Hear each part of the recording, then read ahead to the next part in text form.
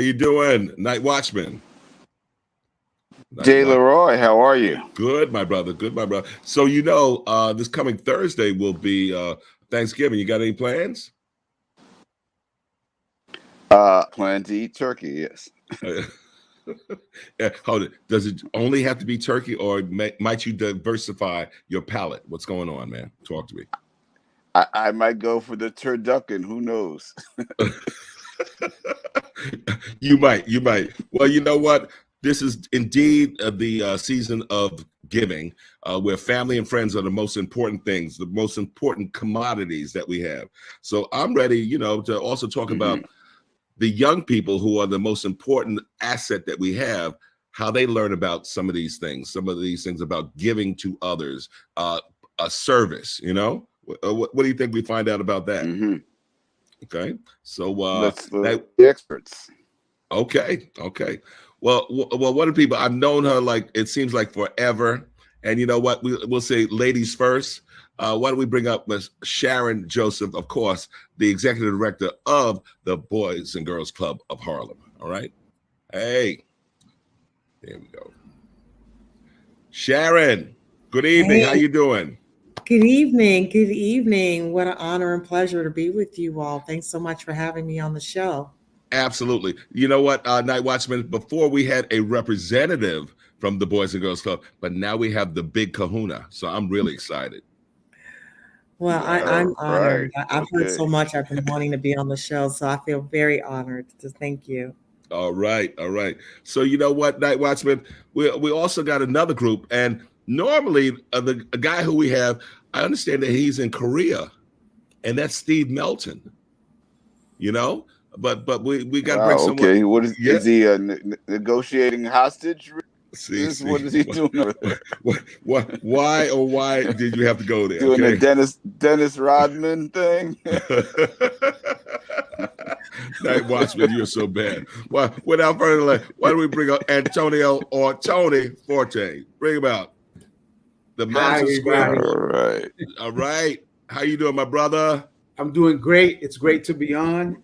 Filling in for the infamous Steve Melton. I actually found out from you, Curtis, where he was, because I didn't know. I thought maybe he was in Africa. Who knows? But I didn't know. So you let the cat out the bag. Absolutely. And funny enough, Tony, apparently the stories that Night Watchman has been talking about are true. He's doing undercover operations. That's why you didn't know. I didn't. Yeah, really so you think this whole Boys and Club is just to cover his CIA operation? Hey, nothing would surprise me with Steve. Fooled us. I'm going to defend him and say he's just expanding the reach of the Madison Square Boys and Girls Club. Thank you. I'm going to defend my brother. Okay. Sharon, well played. I like that. I like that. And without funny story, my sister lives in Korea, so that's all. Wow. Okay, very nice. Nice. Well, without delay, now we've actually had representative on. Does that mean that maybe all of the Boys and Girls Club heads are operatives? See, Night Watchman, I'm not even going to let you go there. Okay, so. Without further delay, we had a representative when we were talking about, of course, superheroes and comics. And that, of course, was A.K. Lovelace at the Harlem School of the Arts. So we got to talk to the chief education officer, and that can only be my man, Lee Hogans. Bring him out here. Let's get Lee. Lee. Good evening. How you doing, buddy? Good. Thank you for having me on the show. As you said, AK joined the show maybe a month ago, 2 months ago, and I watched the show. It was, you guys were just having a ball, so I was like, how can I get on this show? James originally was going to be on the show, our president, James Horton, and he said, wait, can you do this for me? And I said, yes, I'll definitely be there. Oh, Lee. I really appreciate y'all. This is what I love. Yes, this is perfect, man. So you know what? Let's start, because I definitely have to know why your programs, your organizations are significant to the young people in the community and beyond. So you know what, Sharon, you know, you came into that fold because remember, I first met you when, of course, you had Harlem Lanes. So you got to really tell me about the journey, okay? The journey's been one of just passion. As someone who grew up in Harlem, and you know, I have always just wanted to be part of my community. And I grew up down the block, actually, from our Boys and Girls Club of Harlem. And I was telling folks that, you know, I didn't think I wanted to go back and be an entrepreneur, even though I do a lot of work helping entrepreneurs, but I wanted to help young people. Coming out of finance, I realized we've talked a lot about DEI in my finance role, and we were seeing young Black and brown kids come in, but they weren't lasting, and we were having high turnover. And so I realized that we just needed to go down deeper earlier in the pipeline and start to help kids know what the opportunities are out there for them, give them access, but really prepare them in the roles, especially with affirmative action and things along those lines. You know, people working against our kids. I just wanted to be part of the solution. And the Boys and Girls Club of Harlem came knocking on my door, and it was such a blessing. And now I get to work with, you know, 6 public schools plus our clubhouse, serving kids in our community. And it is really an honor. My friends say it's because I'm an empty nester and I just replaced my one daughter. So I'm going to run with that one as well. But it's an honor to do the work, and to do the work along with the partners that are also on your show today. Beautiful, beautiful. And you know what, Tony? Yes, because sir. remember, you are a Clubhouse guy. You said from of course, being involved as a youth, but now also having the opportunity to work there. You got to really tell me about your journey, man. Where'd you grow up, by the way? Sure. So I grew up in the Lower East Side of Manhattan, and as my younger nieces tell me now, because we used to call it LES, and she said, "Dio, it's not LES anymore. It's the lower. It's the lower." So yeah, I said, "All right, I'll accept that." But yeah, Lower East Side kid, involved with the Boys Club of New York, and changed my life.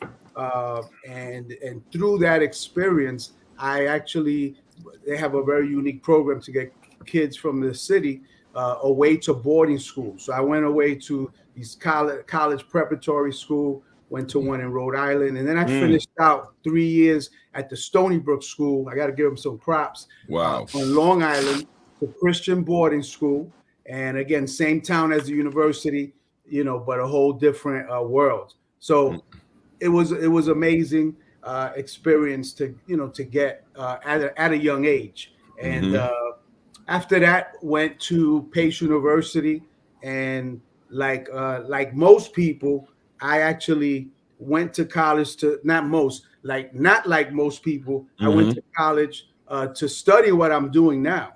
Oh, interesting. Okay. Right, because most people, we could probably all share. Usually you study one thing, but your career takes you another direction. But so I started, my career started in East Harlem on 111th Street, running programs for teenagers. I came to Madison in 1989, running a club in Brooklyn. Steve Melton is the gentleman that hired me. Wow, nice. A 4-hour interview, Curtis. He knew a lot of people, so it was a great meeting.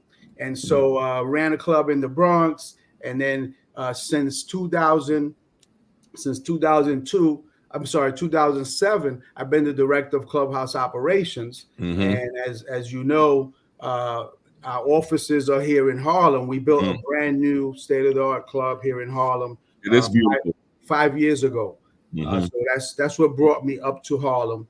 But I oversee Harlem and also our Bronx clubs. So I got to give a shout out to Jason Garcia, because he is our clubhouse director at the Pinkerton Clubhouse in Harlem at 250 Bradhurst Avenue.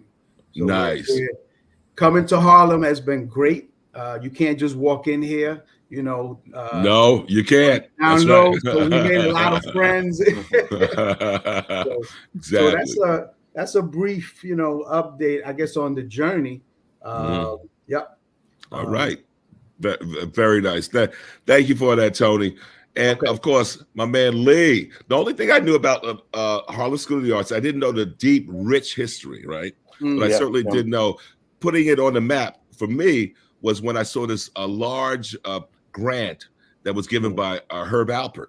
I said, like, wow, man, this is significant. So please, you got to tell me about your journey. Where'd you grow up? And also what drew you to the Harlem School of the Arts? Yeah, I appreciate that. Yeah. So my journey, the other two guests are from New York.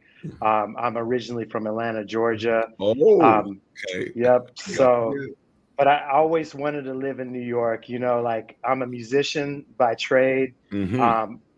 I was really, really into hip hop. I'm of the hip hop age, and so like hip hop drew me to New York. I was like, I gotta live in New York. And then I got into jazz music, and I said, all of my jazz heroes are from New York. So I knew at one point I wanted to live in New York. So traveled from Atlanta to, didn't make it to New York just yet. Went to New Jersey and did my master's degree at Rutgers University, and then started performing a lot and came into New York, and then started doing a lot of touring. I was a touring musician for a long time with a lot of different artists. And once that kind of, hit a certain peak for me, primarily getting kids, having kids and, wanting to settle down, I knew I wanted to give back more. I was teaching in the schools.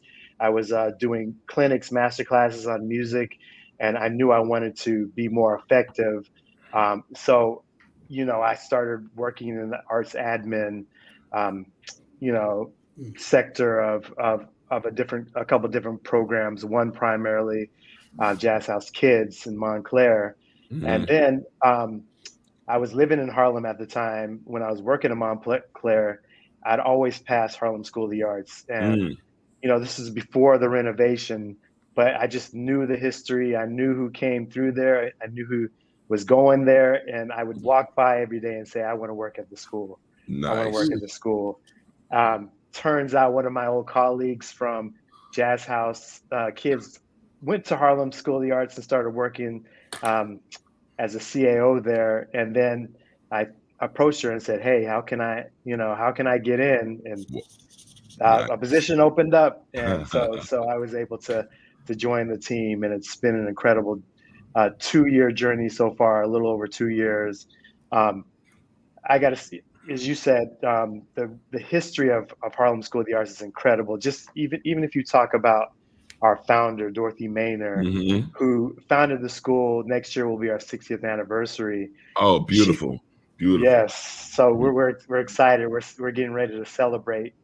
She founded the school on the principle that the arts can transform young people's lives. It's a transformative thing that can really affect not only you becoming focused in a discipline, but also your academics, your cognitive learning, teamwork, all those things, and we've seen that effect in the school with hundreds and hundreds of kids, and even if these students don't become artists, we see that this helps them get into good colleges, helps them to get good jobs, helps them, to be able to be whole people and, function in society. So it's really, really an incredible thing to work for this institution. Beautiful, beautiful. Thank you for that. I guess one of the things, and I think I kind of prefaced it early, because I understand that you guys last weekend in preparation were doing some, some turkey drives for some of the families in the community, families who do not have much. So one of the things, is that something that you guys have also imparted to the young people in terms of service and giving? Sharon, tell me about it. Yeah, no, we had a very successful turkey drive. We were able to give out turkeys to our families.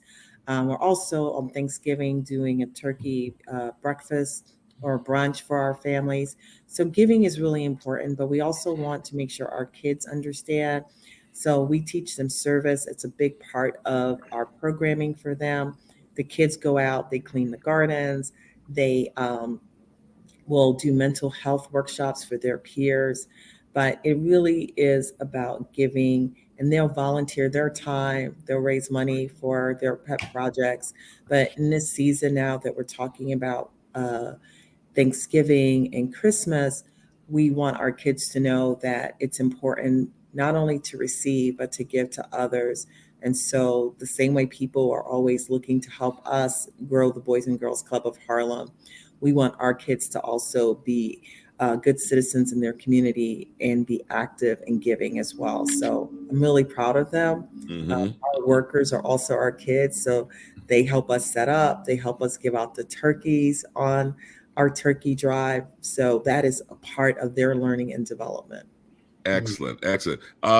Tony, tell me about you and Madison Square, because I understand you had to cover like all of the clubhouses around the city with a drive. Correct. So right on Friday, on the 17th, we had our turkey drives, and again in Harlem, and combined in the Bronx, but over 700 turkeys and trimming. Yeah. So we've been blessed with some local board members that were major supporters, to make that happen. And again, one of the areas we do focus on is good character and citizenship. So we have a group called the Leader Corps, and so and these are teenagers, and part of their responsibility or things they do is service, and again helping to distribute not just at the the turkey giveaways, but at food pantries that we've had ever since the pandemic started. And I always remind folks, our people in our community, they were hungry before the pandemic.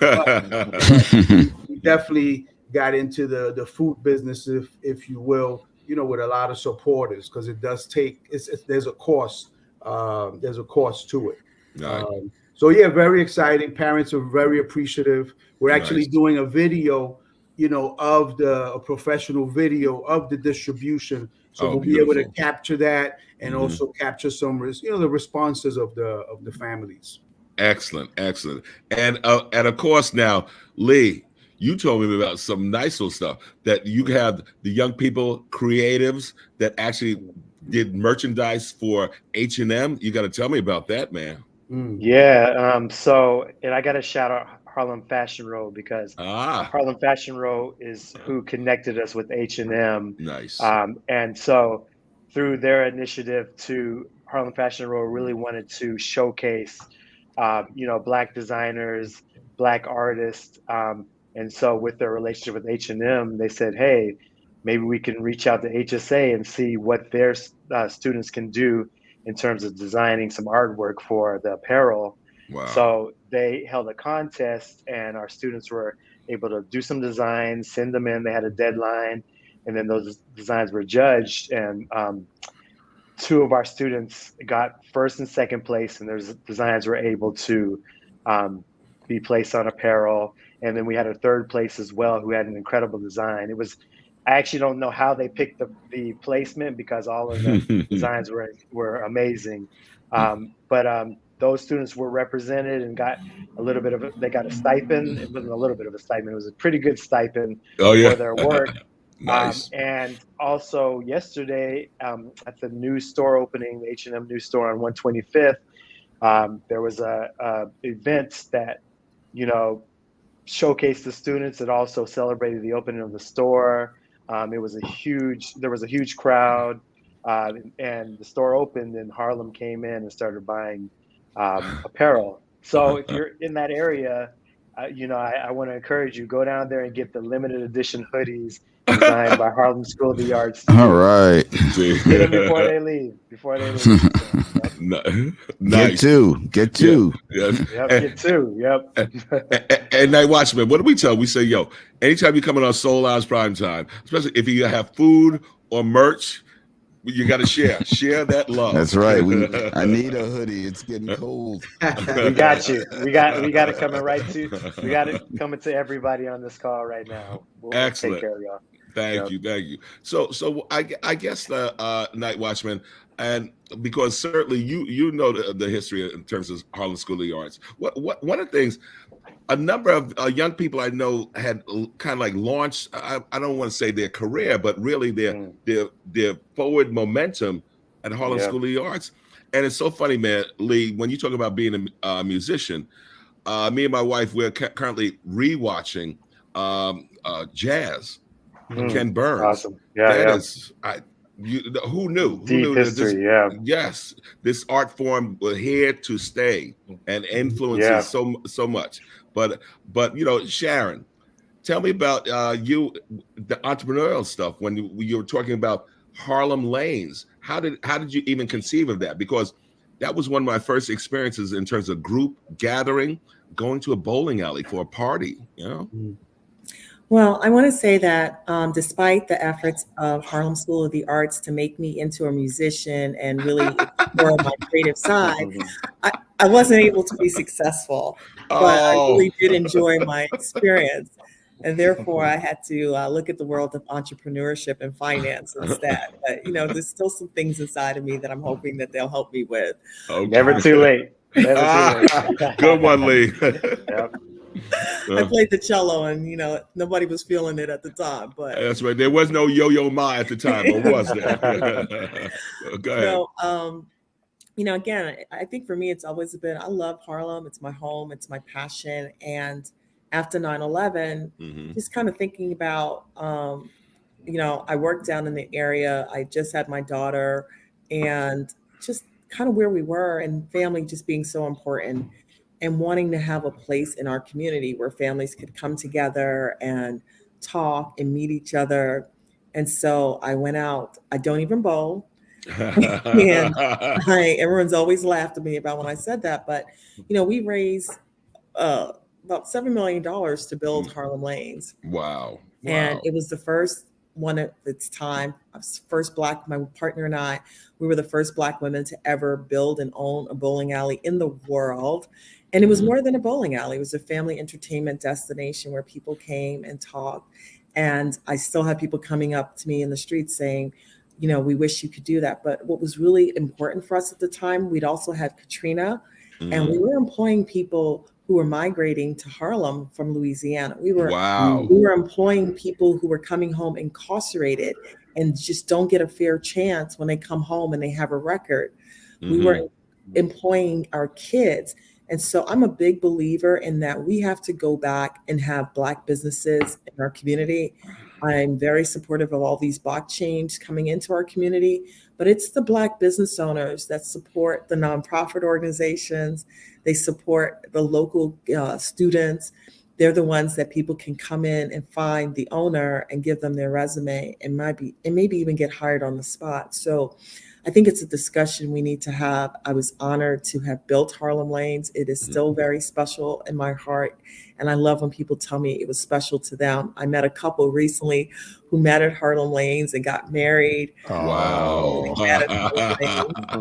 Kind of crazy, sitting in the vineyard, and they're like, oh my God, it's because of you. We met each other. And I meet kids who come to me now and say, hey, Miss Sharon, I started my business because you inspired me, and now I'm a business owner.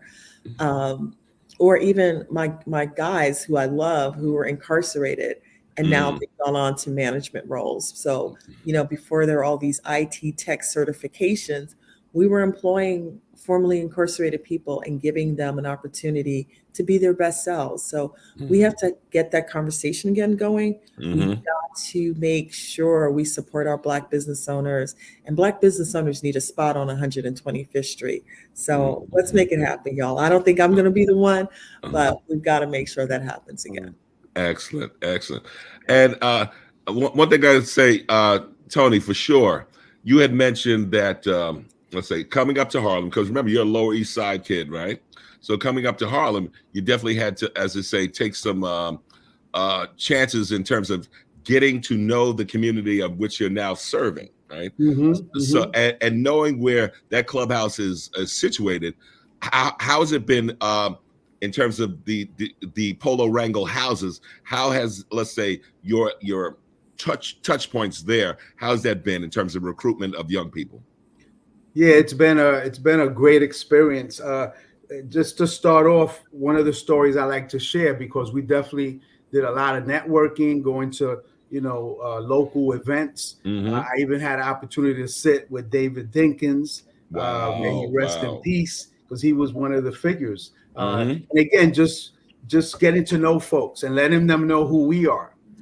We did want to, we wanted to be welcomed, no doubt about it. But the other thing is talking to one of the local, politicians. He mentioned to me, I said a few words at an event, and then we talked, and he said, I got to give Madison credit, because a lot of times, we're left with the crumbs. And he said, but you guys brought the whole loaf. And I was like, wow. that was Richard Williams. Yeah, that was a powerful statement.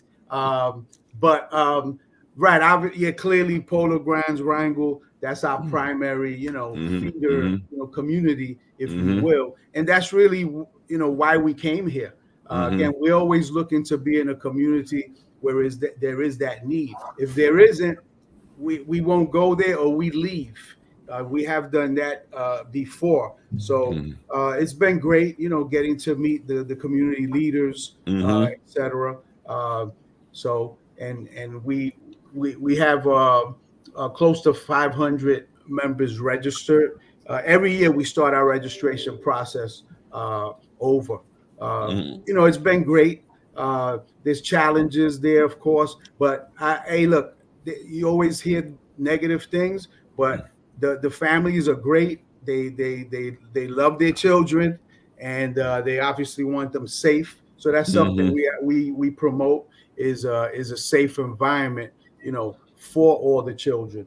Again, from age 6, up to 18. Gotcha.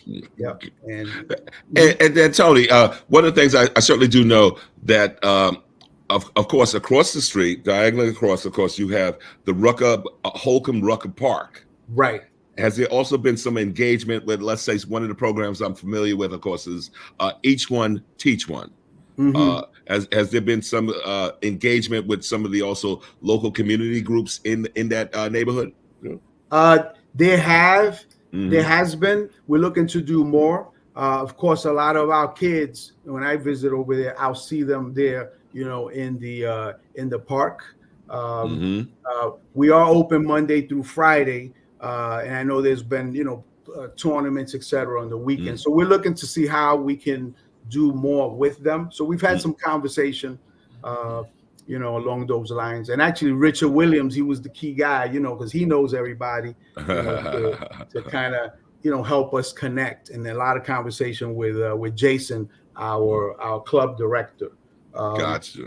The other area where it's been impactful with the youngsters, again, from Polo, has been workforce development. Running the Summer Youth Employment Program. Yes. We have a contract for 600 youngsters, and we partnered also, with Sharon at the Boys and Girls Club of Harlem. And currently, we are doing a Work, Learn, and Grow workforce development program. And we have 40 youngsters that we are looking to. They're in training right now, orientation, and college and career exploration workshops. But we are looking for work sites. So I just want to put that out there. Work sites in the community in different industries. We try to the goal is to match up the youngsters with their career, a job that matches their career interest. Excellent. And I guess, Lee, certainly I know the Madison Square and also the Boys and Girls Club of Harlem in terms of their space. It's beautiful. But when I did a walkthrough with some of my staff of Harlem School of the Arts, wow, I was blown away.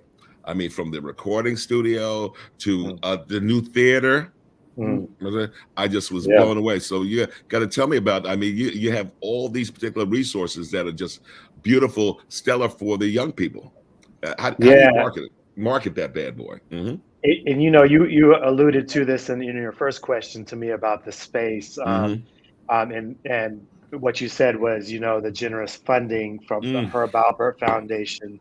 We were able to build a new hall, which we call our Dorothy Manor Hall. It's actually our space that you see when you come to HSA, and you can see inside of HSA because they're floor to ceiling windows, but state-of-the-art hall. It was the acoustics were designed by John Stork, who designed Electric Ladyland's Really? studio. Wow. Jimi Hendrix, yes. Yep. Okay. Wow.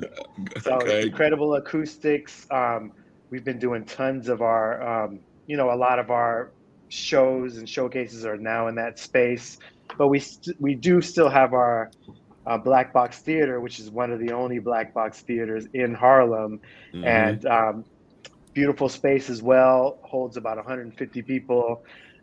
We do our theater showcases there, our dance showcases as well. So we have two really awesome event spaces that we're also renting out to the community.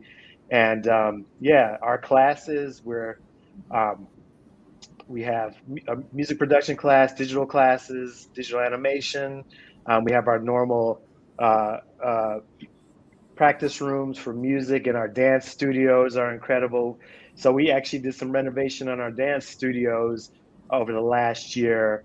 And so we've had some pretty high quality dance companies come and rent the space out, like Limon Dance Company and Complexions as well. Wow. So we're very fortunate to have our space, and 37,000 square feet. That actually That's a lot. That's a good size, man. Yeah, that was actually bought in 1976, I believe, by our founder. She raised $2 million as a Black woman in Harlem, raised $2 million to buy this space. So incredible. Just incredible feat for her to even accomplish that and have this space since the 70s. Beautiful. Yeah. You know what? And I guess Lee, having said what you said, I also told James when I was on the tour that my niece back in, I can't even remember what year, but also had her wedding reception right there in the back space where the waterfall on the rock. The courtyard. Yep. I forgot to mention the courtyard. Yep. Yeah. Excellent. And I think I was last there when they were talking about doing reviving this Harlem Festival of Culture event. They had a design competition that I think Steve Madden. And so it was totally impressed in terms of that space. So having heard what Lee just said, so Sharon, I love the outdoor space, your astroturf, so to speak, in front of the clubhouse. So you got to tell me about that. Is your space also available for rent to outside parties? Yeah, so let me just step back for a second, because I think that a lot of people don't realize that we have the clubhouse on 145th Street. We were blessed in 2016. The Boys and Girls Club of Harlem has been around since 1980. We came out of the Common Avenue Baptist Church. And in addition to our clubhouse, we have 6 public schools that we work in from K to 12. When they owned the building, they had always owned the building, and it had been on 145th Street, and it's a former public school. And so they were blessed to raise money. We have some people who've been on our board for a very long time, been in the community. They raised the money. The Honorable Congressman Mangle, who is our honorary chair on our board, he helped us to renovate that building. And so we have a beautiful courtyard that we use. And interestingly enough, Bergdorf Goodman is going to help us come decorate the courtyard for Christmas, and we're going to have carolers. Oh, nice. And what people love about the courtyard is that it's an opportunity on a block that sometimes feels very dark to have events for the community. We do our back to school drive, and we open it up, and we bring in all kinds of games and toys for the families in the community.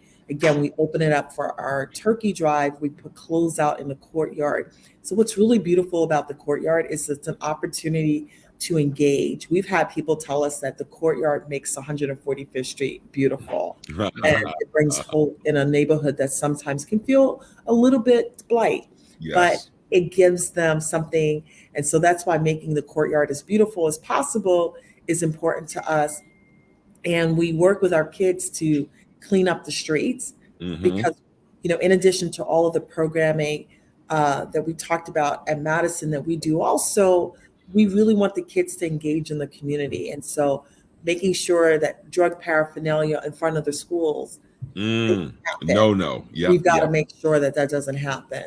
Dropping your garbage on the streets of Harlem is our community. We got to keep it clean. So those are the things that, in addition to the skill sets that we're building with the kids, we're just also trying to make them responsible citizens in their community. And that's 1,500 kids that we work with. Wow. And that community, that courtyard is a symbol of hope. And so we're really, really proud of it. So come on and see it one day. And December 1st, come to our caroling and lighting of the tree. So maybe it won't be as big as Radio City, but it's going to be very special. That's right. It'll be our very own. Absolutely. So, and Tony, so you heard in terms of, let's say, community use of the space. Is that also applicable to the Madison Square Boys and Girls Club there on 155th? It is, and we have we also have a school that actually is in the facility, the Thurgood Marshall. So they're here, which this is the second year. So we are always looking for rental opportunities.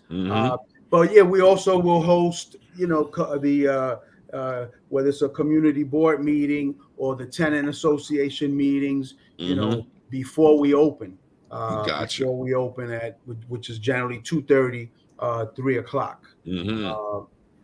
So again, we're open from 3 until 9 p.m. and when we have our young people here. But we're definitely open to have those conversations with folks, especially if it relates to the children or the parents of the children. We're always open to that, for sure. Gotcha. And you know what? One of the things I didn't ask you, because remember, once a musician, always a musician. So, Ali, this is sidebar. Are you still performing, man? Yeah, when I can. It's definitely not as often as it was in the past. Maybe once or twice every other month. Actually, there was a spot in Harlem called The Porch that. Oh yeah. Mark Miller. Heck yeah. Mark Miller. Unfortunately, they were only open for about a year or two. Yes. But I used to advise with their artists that would come in and perform, and my band would perform occasionally there as well. So. Oh wow! I wish I had known that. Oh man. I know. Yeah. and hopefully we can find, because they were wanting to be the St. Nick's pub. Correct. Because they're right across the street from it. And St. Nick's pub, I missed that place. That was where I learned how to play and really learned how to hone my craft. And what a beautiful community and place it was. And, tragic, ending to it. But yeah. Yes. Oh my God. And speaking of course, The Porch, you had a couple of fundraisers and friend raisers there, Sharon, so, tell me about it. Do you think that do we have enough sufficient spaces in Harlem where you can do things? Because I remember you had one also at the Len Fest Performing Arts Center over at Columbia. So tell me. Yeah, we try to do a lot of our programming, our fundraisers in the community.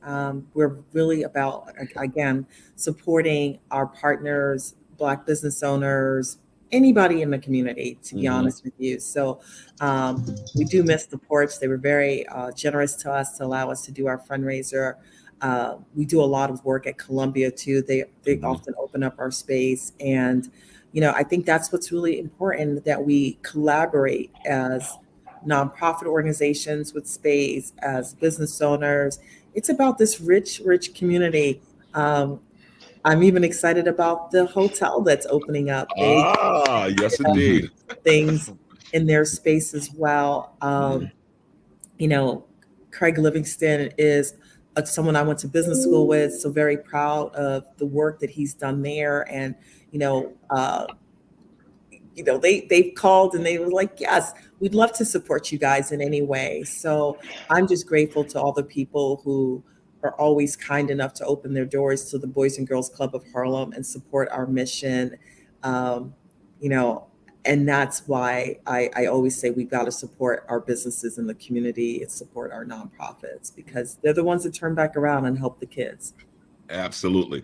And you know what's so funny, and Tony, because I've attended, of course, the Madison Square Boys and Girls Club, the fundraiser, but as I say, it's been downtown.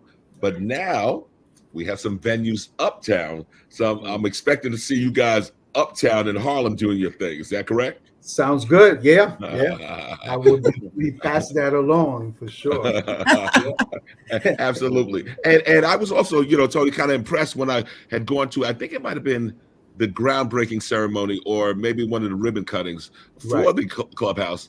And I was impressed, the roster in terms of your board, noticing that you had not one, but 3 presidents or ex-presidents on the board there, the 2 Bushes and then Clinton. Right. And they've and Clinton actually was a club kid also. What? Yeah. Really? Yeah. Out there in Arkansas, huh? Right. Not in New York City, but yeah, they've been involved locally and then on a national level also. You know, for sure. Mm-hmm. All right. Well, one thing's NightWatchman. I see you chomping there on a bit. Tell me about your Clubhouse experience, man. How come your artistic stuff didn't like flourish and fly? Tell me, man. Come on. Who said my artistic stuff has not flourished and fly? Don't be spreading those fake rumors. No, I'm just glad to listen and hear the great work that these 3 organizations do at creating an experience that it's not a catch-up experience, it's a go-ahead experience, because these kids are getting experiences that are unique and singular and forwarding of who they are and what they are. It's great that they're also all integrated into the communities. I think it's significant that both Convent Avenue Baptist Church helped establish the Boys and Girls Club, and St. James Presbyterian also was responsible for the founding of Harlem School of the Arts. So there's a real Harlem history, and St. James Presbyterian is actually a really important church in the development of Harlem, because it was really the first Black church in Harlem. Really? Yeah. So the story was, just to give you the little historical background. So what made Harlem become a Black community was actually the subway that first was developed that went to 145th Street, not far away from the Boys and Girls Club. And there was a lot of real estate development up in the Harlem area with the anticipation that a lot of people would move uptown, and it didn't happen initially. So there was a Black realtor named Philip Payton who started to get Black people who were down in what they called the Tenderloin district, which is basically now Chelsea, and got them to migrate uptown. And the key was when he got his church, St. James Presbyterian, which was in that area, to move uptown, then Harlem became a Black community. It was like a signal. It was like the bat signal to Black professionals and upwardly mobile Black people to say, hey, here's a place that we can come and congregate and have a community of our own where we're not being ostracized. So there's a thread that goes from the beginning of Harlem to now to these organizations that we're talking about, and what they're doing to create the on-ramp for our young people is necessary for the survival of Harlem as a vibrant community. So that's all I got to say. No jokes, no snide remarks. Just I know, right? There we go. Go ahead. See, and you just thought he was a pretty face and technical genius. You know, this is why we have NightWatchman. I was actually checking his facts. I was reading my Forever Harlem book. I was like, oh yeah, he's right. Yeah, that's right. That's right. You can check me. I was fact checking. I'm legit. I think he's legit, man. I love it. Well, I gotta hear from you, Lee. Now, coming from ATL in the house, what attracted? So you knew, obviously, I guess, about the Harlem Renaissance. Of course, yeah. I mean, Harlem Harlem.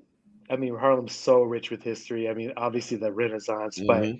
you know, a lot of the jazz heroes I wanted to be like and grew up listening to, lived in Harlem. You know, lived on Strivers Row, lived, you know, in the area, and I mean, you can't speak about jazz and not mention Harlem. And I know that, you know, we say jazz is from New Orleans, and yes, but jazz is from Harlem. You know, so being, you know, that was the primarily thing that attracted me. I mean, and also hip hop as well. You know, our BX baby, BX. on, yes. But you know, Harlem's imprint too is super significant. So, yeah, that's really what attracted me to want to be in the neighborhood. I mean, good food. You know, good people. I you know, love living in Westchester now, but I miss Harlem, you know, because it was really an extraordinary experience for me. I mean, I'm still there. Obviously, I work there, so I'm there often. But you know, just being in the community was really, it imprinted my life, and I really appreciate that time. And Lee, tell me this, forward. As a musician, because remember, the birthplace of what? Of bebop, straight ahead, Minton's Playhouse. Tell me that you've done some. Playhouse. Bam. Tell me that you did some gigs there. I've done some gigs at Minton's Playhouse. It's had a lot of different owners. It keeps changing over and changing over and changing over. Well, just so you know, the owner of the space is who? State of New York. Yes. Yeah. Yes. Okay. Yep. And get ready. They will be a relaunch, and I think Sharon, I told you about this.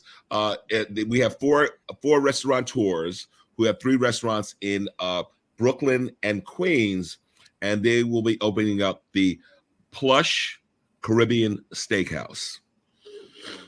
So we'll see. Awesome.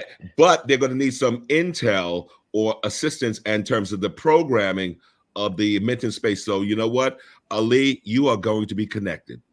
Yes, that would be great. I'd love to just be a part of that, you know, that project. All right. And I got to give a shout out to Red Rooster and Ginny's Supper Club, because that's where I met my wife. And, all right. Okay.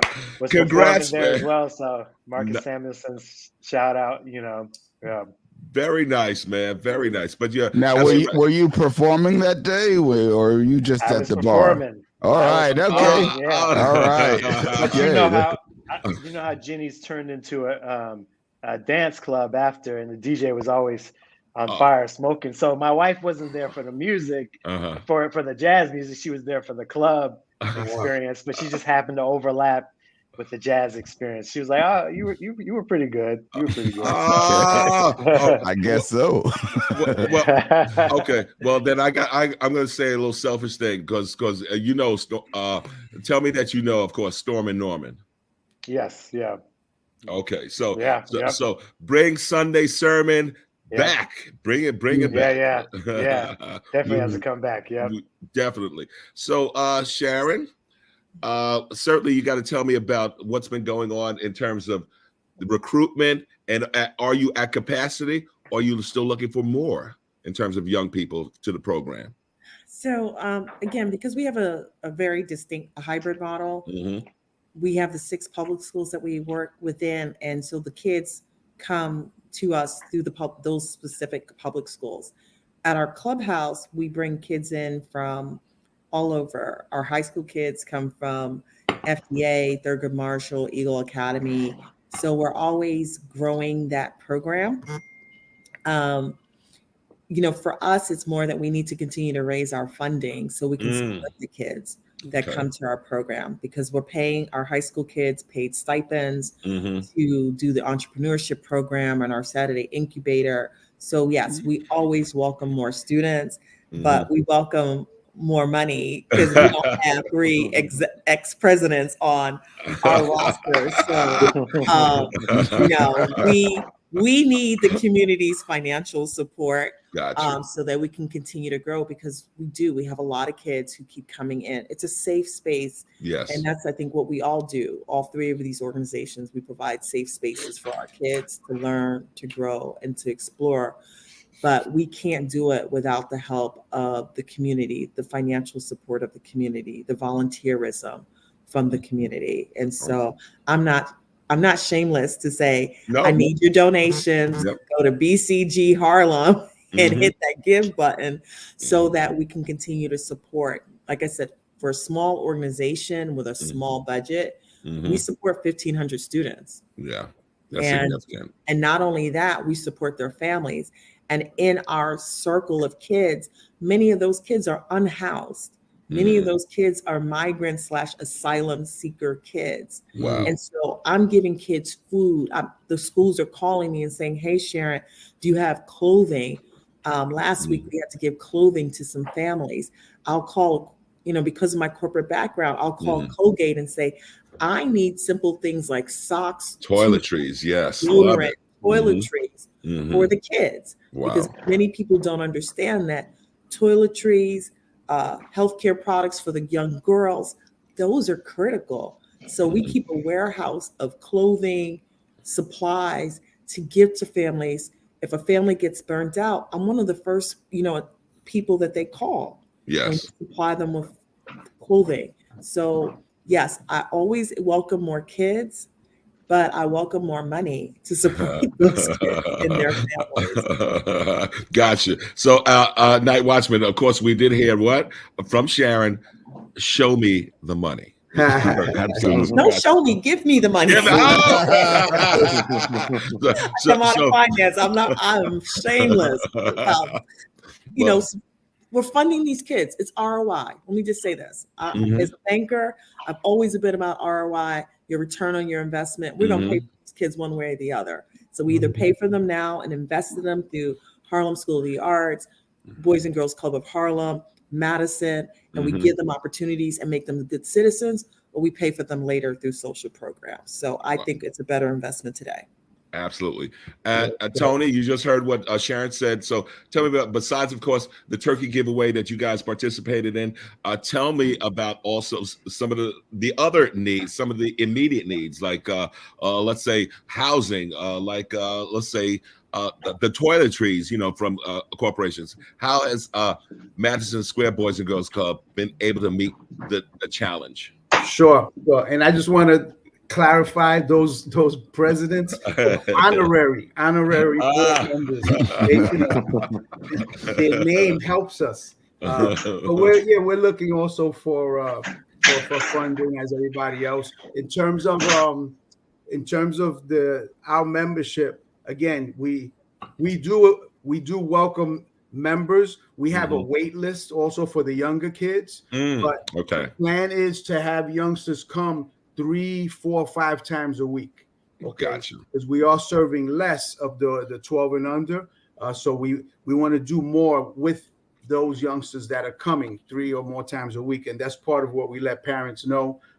Teenagers, they're welcome to come. So it's a little bit more flexible with the teenagers. The other thing is that we have other partners also where we actually give away toiletries to the families. You can always use that, of course. And so that's with the losing their name right now, the New York Food Bank. Yes. Yeah, so they amazing partnership there where we're actually providing families with food, of course, like frozen chicken, etc., not just non-perishables. But it includes, like I said, toilet tissue, things like that, which is huge. So we're trying to help those that are really most in need. One thing I wanted to mention, if I may, too, we do have a partnership with the Misty Copeland. Yes. So the Misty Copeland Foundation, which they're looking to expand, we're providing ballet classes, and we have ballet classes right here, in Harlem, and also in our 2 clubs in the Bronx. And they will be doing a performative demonstration at our Christmas tree ball, which happens to be on December 1st also. So that's totally new. There's a kid, this is new for them. So we're excited, nice, about that partnership. Okay, beautiful. And Lee, do tell me now.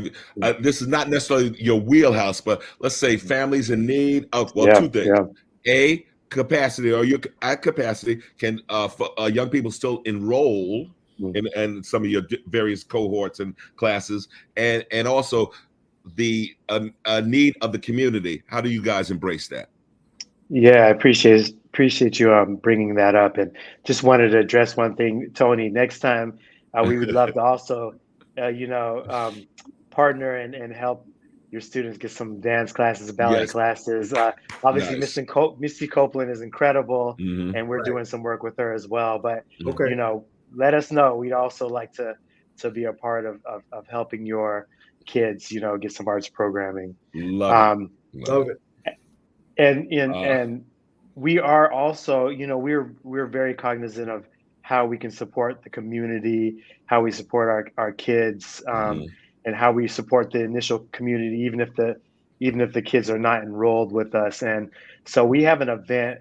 This is our second annual St. Nick's on St. Nick. That's happening. Okay. Yeah. Yep. That's happening on the 8th, 9th, and 10th of December. And basically what it is, it's a way to support our family and celebrate the holidays, but also we do a toy drive. So we collect toys from the community, and we've engaged the ACS to work with their kids and any other community, anyone else in the community that's looking to get some toys for their children. So that's one of our events. We also have our holiday show that happens, that features all of our disciplines, dance, theater, music, and visual arts. That's happening on the 15th, 16th, and 17th of December. And we also invite the community out, and we engage the ACS as well, and give free tickets out so that they can have an awesome, holiday experience. Very nice. In terms of enrollment, we're still open for certain classes. We're going to start our spring enrollment coming up in next week. Actually, we're going to open up spring enrollment, and our spring classes start January 10th. So you can go to hsanyc.org and enroll for classes for next year. Okay, excellent. So Night Watchman, we're getting ready for the lightning round, baby. Well, we're in the lightning round. So we've heard from Lee. Let's hear from Sharon and then Antonio, and then we're going to take it home. All right. Sharon, tell us about some upcoming things happening at the Boys and Girls Club of Harlem. Again, there's December 1st, our tree lighting, carol singing. So we definitely invite the community out for that. I will always remind parents that come January, we start opening up the applications for our summer program, because parents like to wait till June and then it's already filled. So, get those applications in for the summer program for both your younger kids as well as your high school kids who are looking for summer jobs. Also, just continue to look at our website. We've got a lot of upcoming events that we're doing, both small and large scale, with our families and our communities. But December 1st, we definitely want you to come out and sing some carols, do some tree lighting, have some apple cider with us. And we're going to be giving out our Christmas gifts to our kids around December 18th. That's a program that all of the families and corporations have come together to do with us on that day. But we're going to be doing something actually for Martin Luther King Day at our clubhouse. So we also invite families to come out on Martin Luther King Day at the clubhouse. So. Beautiful. Tony, people want to hit you up. What do they do? You tell me. Okay, so here we go. MadisonSquare.org. I'm loving it. Okay, very good. There you go. Okay, you can learn more about us there. One thing I want to mention, just to go back for a second, just last Saturday we had our kids, another partner, get out their bags, and literally the idea is to get young people. We took middle school children from Harlem, a busload of kids, to get out there, to get out, to nature, We were at the Taconic Outdoor Educational Center doing some hiking, team building, ropes courses. So this is an ongoing partnership. And the bags, because it's get out there bags, they each receive a bag with a lot of items like a compass, for example, gloves, hats that you can use outdoors. So it's always great to get the kids, out of the city. So that just occurred, last Saturday. And I mentioned it briefly earlier, but again, Work, Learn, and Grow Workforce Development Program. We are looking for work sites. It's 35 to 40 young people, up to age 18, 19. So we are looking for work sites. So please, contact us. My email address is afort@madisonsquare.org. And besides that, you're planning, holiday parties, etc. And for those members who may be on a waiting list or were members last year, they're still part of the Madison family. So we'll invite them to these larger events, just like the turkey distribution, which we did on Monday. I'm sorry, on Friday. Gotcha. Thank you for that, Tony. Sure. Lee. So I mentioned the 2 dates coming up.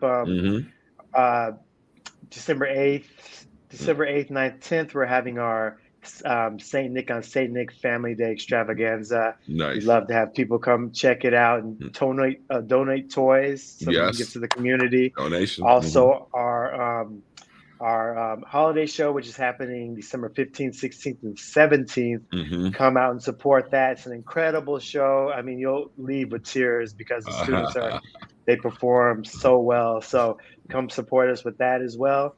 And, one other plug I'd like to give is we are tuition based, and we definitely rely on funding as well. But we are looking to one of our goals is to become tuition free at some point, because we want to engage all students, and we think everybody should have the exposure and opportunity to be in the arts. So the reason I say that is we need donors, we need funding for that. So if you're watching this and you want to give to HSA, please go to our website, hsanyc.org, as you see on the screen right here, and donate. And maybe we can make that dream happen of being tuition free and giving every single person the opportunity to be involved in the arts. Beautiful.